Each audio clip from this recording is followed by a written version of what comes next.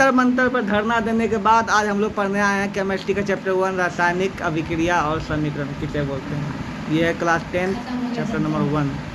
शुरू करते हैं।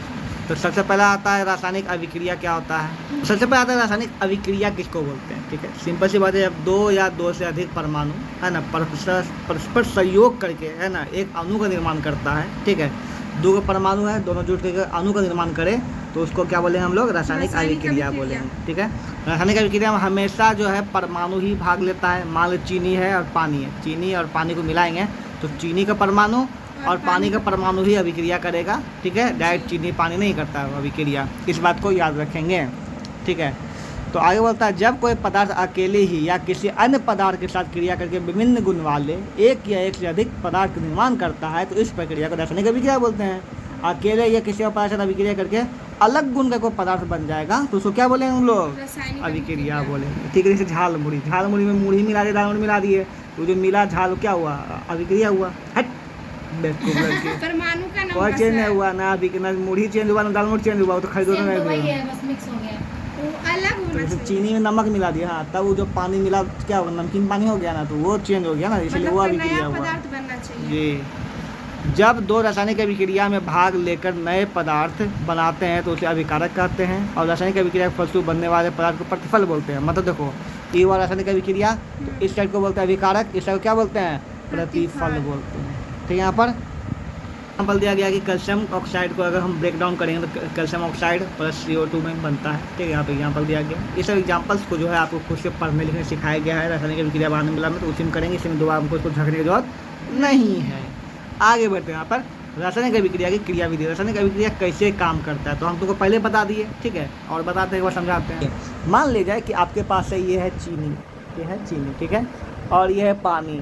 हम इन दोनों को मिला दिए तो बन जाएगा नानी। ठीक है, तो चीनी पानी जो है ना तो इसका जो पार्टिकल्स है परमाणु होता है, ठीक है, प्लस माइनस है ना, इसमें परमाणु बहुत सारा होता है ना, इसमें बहुत सारा अपना परमाणु होता है। ठीक ना, तो जब हम इन दोनों को मिक्स करते हैं ना तो क्या होता है, ये टूटता है अपना परमाणु, क्या होता है परमाणु, छोटे छोटे परमाणु में टूट जाता है, ये भी छोटे छोटे परमाणु अपना क्या होता है, टूट जाता है। ठीक है, अब ये दोनों परमाणुआ जो एक दूसरे रिएक्शन करता है, क्या करता है, मिलता है ना, और रिएक्शन करके एक नया पदार्थ निर्माण करता है। ठीक है, यहाँ पर तो हम बोल सकते हैं कि परमाणु है, उसके बीच में ये है, फिर ये है, उसके बीच में से परमाणु बीच में घुस जाता है। ठीक है, मतलब कि चीनी का परमाणु हुआ कि पानी का परमाणु हुआ, एक दूसरे में क्या हो गया, घुस गया, हाँ ऐसे मिल जाता है। यही कारण है जबकि एक गिलास पानी में यहाँ पे तुम पानी नाप लो है ना, उसमें फिर 2 चम्मच चीनी डालो, 2 चम्मच चीनी डाली ना, ठीक है, और उसका इसको मिलाओ तो इसका स्तर बढ़ेगा नहीं बढ़ता। क्यों नहीं बढ़ता है, क्योंकि इसको चीनी जो है ना इसके परमाणु में जो खाली जगह होता है उसमें घुस जाता है। ठीक है, तो वहीं एडजस्ट करते इसलिए बढ़ता नहीं है।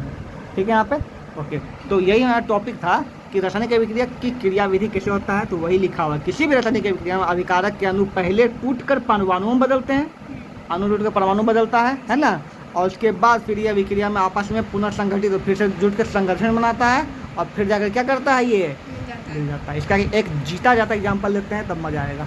जैसे देखो ये कैल्शियम ऑक्साइड है ना, कैल्शियम कार्बोनेट है, ये कैल्शियम कार्बोनेट, ठीक है, तब इसको तोड़ना होगा ना, हम तुमको सिखाएं रासायनिक विज्ञान का, पहले इसके परमाणु को तोड़ो। इसके परमाणु क्या क्या बताओ, इसमें CA परमाणु है, कार्बन परमाणु है और ऑक्सीजन परमाणु। ठीक है, तो इसको हम लोग पहले ब्रेक डाउन किए, अभी क्या चीज़ बनेगा, देखो तो ये बनेगा तुम्हारा CaO बनेगा है ना, CaO, ठीक है, प्लस CO2 बनेगा। ठीक है, तो हम क्या देखें, पहले परमाणु टूटा है ना, फिर ये दोनों मिल गया, फिर ये दोनों मिल गया, मिलकर संगठन बना के ये बना रहे। ठीक है, यहाँ पर इसी प्रकार से हम लोग रासायनिक अभिक्रिया भी सीखें कैसे टूट के बनाया जाता है, ट्रिक तुमको सिखाया, वही रियल लाइफ में भी होता है ऐसा। ठीक है, चलो आगे। तो रासायनिक अभिक्रिया की विशेषता क्या, सबसे पहले इसमें गैस की उत्पत्ति होता है, रासायनिक अभिक्रिया को भी गैस का उत्पत्ति होगा। ठीक है, इसका एग्जांपल यहाँ पे याद कर लेना, समझाने की जरूरत नहीं। ठीक है, अब अपक्षेप का बनना, देखो अपक्षेप क्या होता है, कोई भी उजला का मैली बन जाता है। जैसे कि तुम चाशनी बनाओ, चाशनी में दूध डालो, देखो मैली आएगा, ऊपर में जमा हो जाता है ना।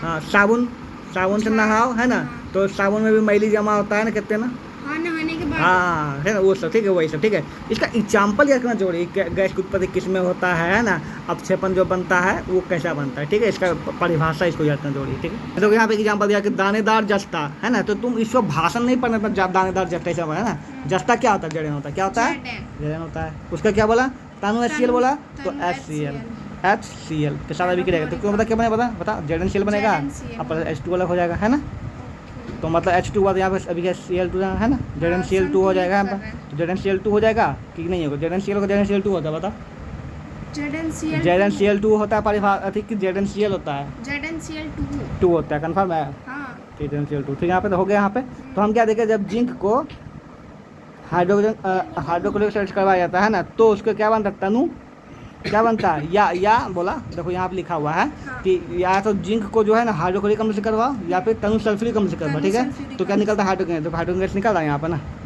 ठीक है ना, यहाँ पे देखो या बोला है ना, तो Zn प्लस H2SO4 करो, क्या करो, H2SO4, इसमें तुम्हारा ZnSO4 बनेगा और फिर H2 अलग निकलेगा ना, निकला ना H2 है ना, तो वही बोला यहाँ पे।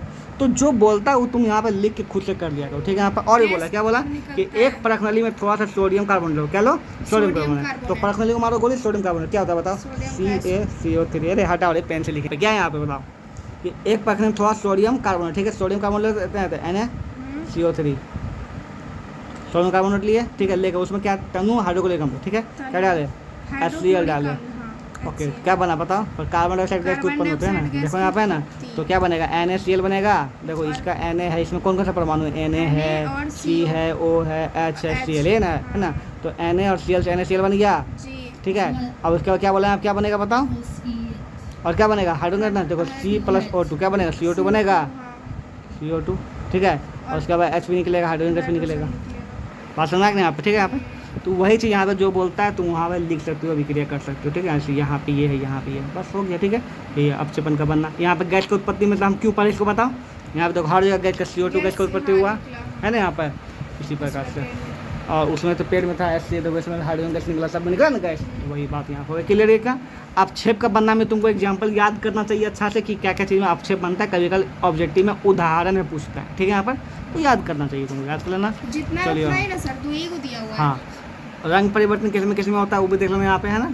हम क्या पढ़ रहे हैं, टॉपिक क्या है कि रासायनिक अभिक्रिया में क्या क्या हो सकता है, गैस की उत्पत्ति हो सकता है, अपक्षेप बन सकता है ना, रंग परिवर्तन हो सकता है ना, ताप में परिवर्तन हो सकता है, चूना को जो डाल दो पानी में, चूना गर्म हो जाएगा, पूरा हीट हो जाता है। ठीक है, तो परिवर्तन हो सकता है। ठीक है, और मुँह में लगाओ तो क्या बोलता है ये, कोई ग्लिसरीन लगाओ। ठीक है, तो मुँह में हो जाए ठंडा, कूल पाउडर लगा दो ना, पाउडर में ठंडा हो जाता है ना।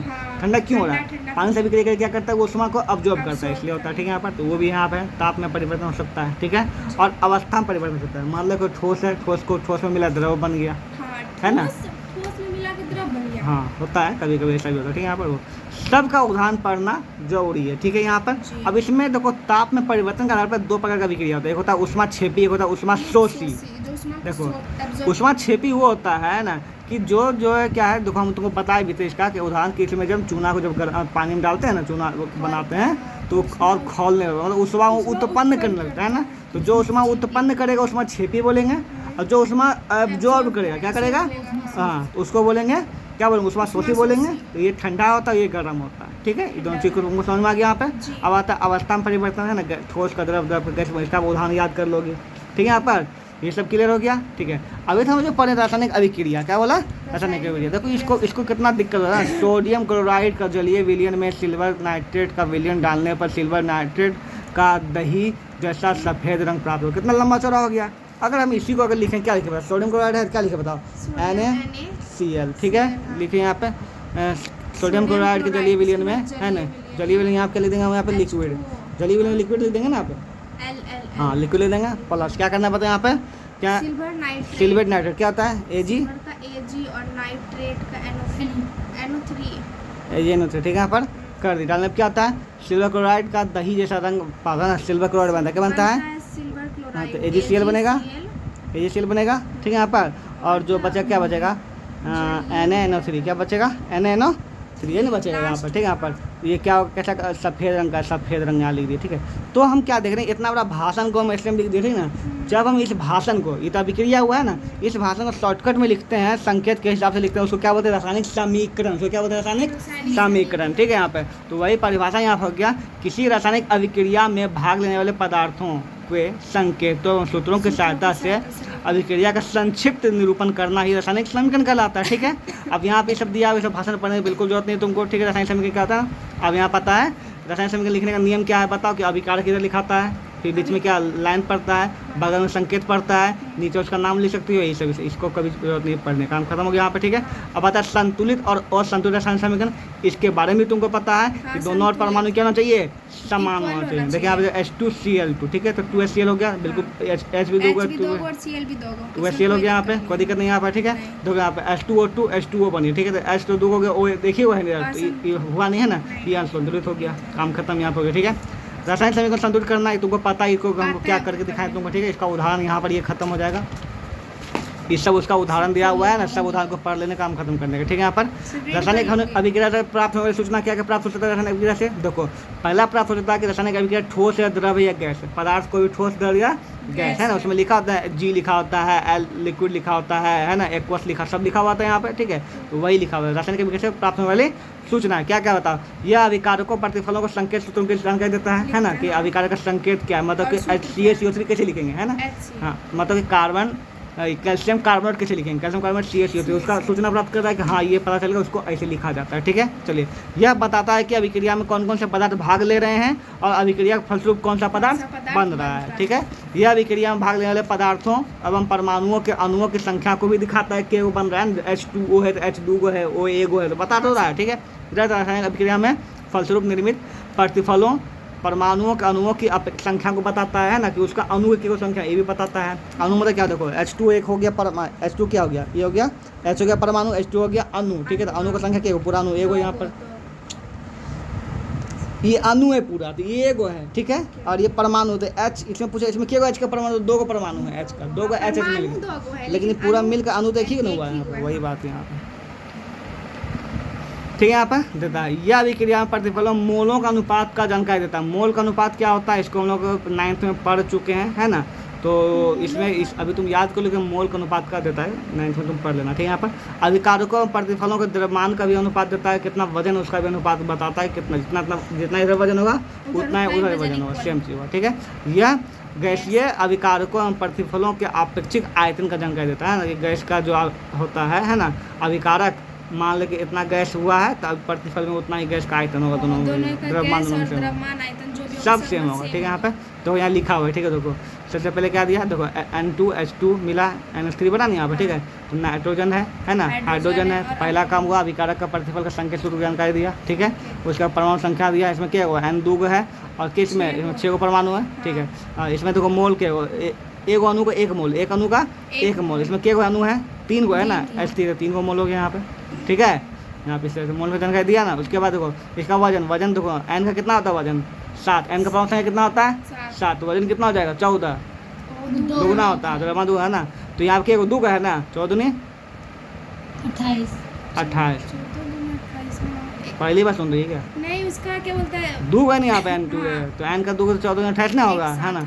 उसी प्रकार से यहाँ पे देखो H का होता है 1, तो क्या हुआ ऐसे यहाँ पे 2 है, तो 2 हो जाएगा, और वहाँ पे क्या 2 कितना, दुगुना, अरे H क्या को यहाँ पर है 2 का, तो कितना हो गया इसका द्रव्यमान 2 हुआ, और उसका क्या को यहाँ पे दुगुना 3, तो कितना हो जाएगा 6।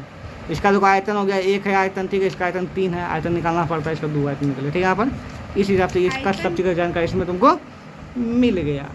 एक अणु का एक आयतन, 3 अणु का 3 आयतन, 2 अणु का 2 आयतन, ठीक है। इसका जो भी आयतन उसमें उसको गुना करना पड़ता है, क्लियर यहाँ पर, अब उसको अलग की बात है। अब आता है यहाँ पे रासायनिक समीकरण के उपयोग से क्या लाभ है, ठीक है। इसे तो जानकारी है ना, रासायनिक समीकरण से समीकरण को निरूपित आसान होता है, इसको आसानी से हम कर सकते हैं ना, इसको समय भी कम लगता है, क्या उतना लंबा सा लिखेंगे, कार्बन डाइऑक्साइड लिखेंगे पूरा, इसमें CO2 लिख दो, है ना, वही पता बात है, ठीक है। रासायनिक समीकरण की सहायता से प्रतिफल एक निश्चित मात्रा में निर्माण की आवश्यकता, अभिकारकों के द्रव्यमानों की ठीक गणना हो सकता है, कितना डालना पड़ेगा, कितना बूंद डालना है, कितना ग्राम डालना है, सब पता चल जाता है, ठीक है। यहाँ पर इसमें सब कुछ लिखा है, ये 2 को डालना है, ये 3 को डालना है ना, ये इसलिए बनेगा, सब पता होता है ना, तो इसीलिए इसमें प्रयोगशाला में ये अच्छा होता है कितना क्या डालना पड़ता है, ठीक है। संपूर्ण विश्व में एक ही प्रकार का रासायनिक संकेत का उपयोग किया जाता है, तो कोई वैज्ञानिक कंफ्यूज नहीं होता है ना, इसके लिए है, इसे इसका क्या पड़ गया उपयोग पड़ गया, लाभ, ठीक है।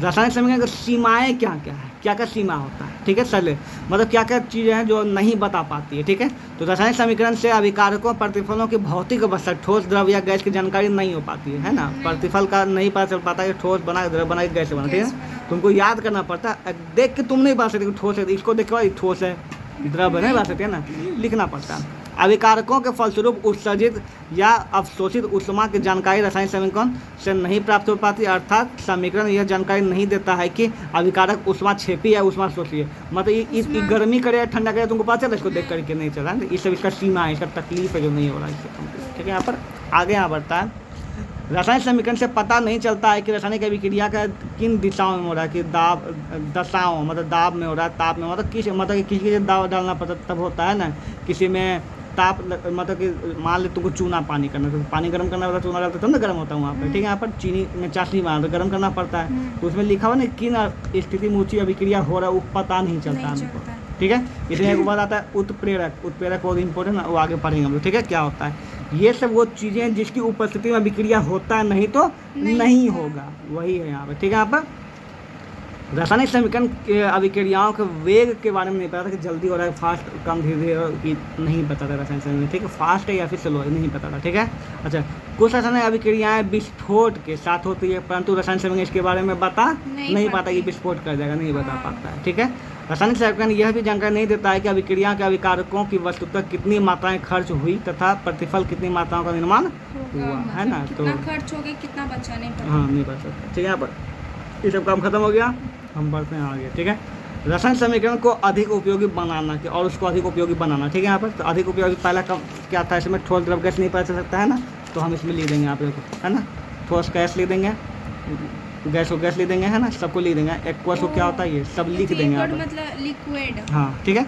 जो जो कमी है उसको दूर करेंगे अब हम लोग। ठीक है, अभी सिंपल रासायनिक समीकरण ऐसा होता है। ठीक है, यहाँ पे इसमें और चीज़ एडिशनल करेंगे। ठीक है, आदमी मजबूत हो गया है, लेकिन इसको भी बंदूक, गोली, छुरा, है ना, बम सबको देना पड़ेगा, तब जाके ये और मजबूत हो जाएगा। ठीक है, यहाँ पे तो वही हम लोग तैयारी करें। ठीक है, और देख, तो सबसे पहले आता है अभिकारकों प्रतिफलों की भौतिक अवस्था जानकारी देना। ठीक है, तो भौतिक अवस्था जानकारी तो पहला यही था हम लोग तकलीफ तक, भौतिक अवस्था जानकारी इसमें नहीं मिलता है ना, तो अब हम क्या करेंगे, ठोस द्रव गैस, जो जैसे ही ठोस है, ठोस लिखेंगे एस लिखेंगे, है ना, द्रव का क्या लिखेंगे एल लिखेंगे, और गैस से क्या लिखेंगे जी, गैस से क्या लिखेंगे जी लिखेंगे। ठीक है, एक्वस का बताना किस करेगा। ठीक है, देखो तो बोलता है कि देखो ठोस के लिए क्या के लिए, ठोस के लिए एस, द्रव के लिए एल और गैस के लिए जी लिखकर किया जाता है ना। इसी प्रकार से पदार्थ का जलीय विलयन के लिए एक्वस, ये याद रखना क्या है, जलीय विलयन के लिए एक्वस। जलीय विलयन मतलब क्या, पहले से विलयन बना हुआ है। ठीक है, मान लीजिए पहले से नींबू का शरबत है, नींबू पानी मिला हुआ है। ठीक है, तो ना तो वो ठोस में आया, ना द्रव में, ना गैस में, क्या विलयन हो गया, मिक्स में है, तो उसके लिए एक्वस, ए क्यू लिखते हैं। क्या लिखते हैं यहाँ पर, किसी चीज़ का जब मिला हुआ चीज़ होता है उसको ए क्यू लिखते हैं। ठीक है, यहाँ पर